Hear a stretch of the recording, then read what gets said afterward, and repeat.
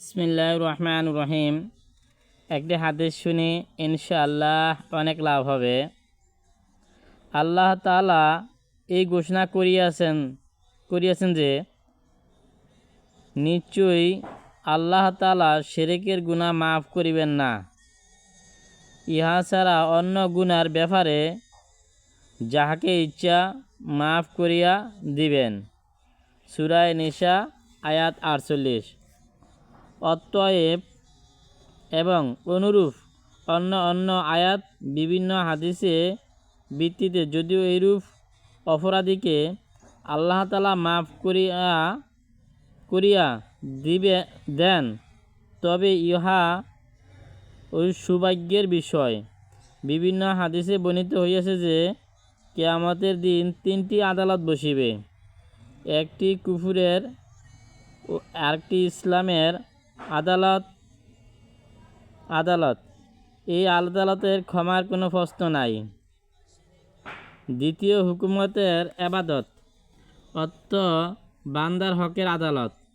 এই আদালতের হক অবশ্যই আদায় করিয়া দেওয়া হইবে। যাহার নিকট পাওনা রহিয়াছে তাহার নিকট হইতে লইয়া দেওয়া হইবে।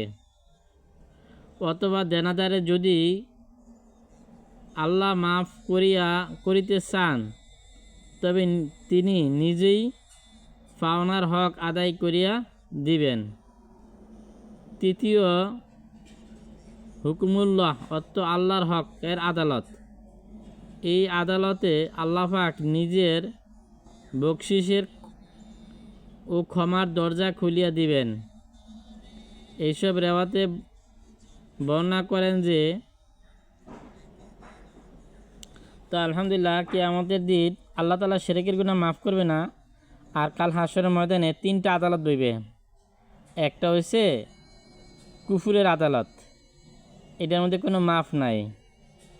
আর একটা হচ্ছে হকের আদালত, এটা মানুষের সাথে পাওনা দেনা লেনদেন আছে, এই লেনদেন আল্লাহ তাআলা এখানে পরিশোধ করে দিবেন। এখন আমি যদি এরকমভাবে আমি দেনা হয়ে গেছি, এখন আল্লাহ তাআলা যদি আমাকে ভালোবাসেন তা আল্লাহর পক্ষ থেকে ওই দেনা পরিশোধ করে আল্লাহ আমাকে মাফ করে দিবেন। আর যদি ভালো না বাসেন তাহলে এখন তো আমার নেকি নিয়ে যাবে, আর নেকি শেষ হয়ে গেলে তার গুনাহ আমার আমলনামা সাফায় দিবে।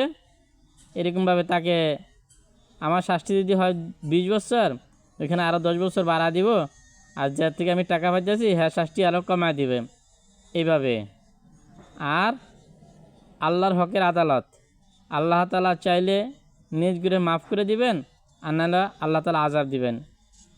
আল্লাহ তাআলা যে কথাগুলো বললাম শুনলাম, এরপর আল্লাহ তাআলা আমাদেরকে আমল করার তৌফিক দান করুক। আমিন। ওয়া আখিরু দাওয়ানা আলহামদুলিল্লাহি রাব্বিল আলামিন।